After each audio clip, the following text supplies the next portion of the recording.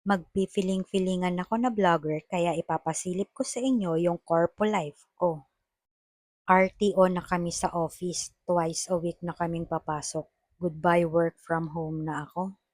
Bago ako lumabas ng subdivision namin, sulitin ko muna ang pagvi-video-video ko. Baka mamaya mahuli ako ng NCAP na yan. Sa Commonwealth at EDSA pa naman yung daan ko. Fast forward, nasa office na ako.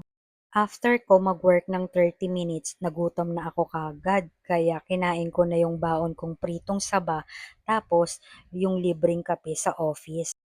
Pagkatapos, inakyat ko yung car ko sa parking lot namin sa office. Ganito lang naman katarik at kakipot yung parking namin. After that, nag-aya yung ka-workmate ko na maglakad daw kami sa park. Di ko na binidyuhan kasi naman nahihirapan ako maglakad, di ako nakapagpalit ng walking shoes. Pagbalik namin sa office, uminom ako ng gatas bago umuwi. Umiinom kasi talaga ako ng gatas bago matulog. Ayun lang yung pinaggagawa ko sa RTO ko sa office. Tapos, uwian na. Ganun lang naman ang buhay corpo life ko. Bago ako mag-drive, magpapalit muna ako ng shoes. Di comfortable for driving kasi ang shoes ko.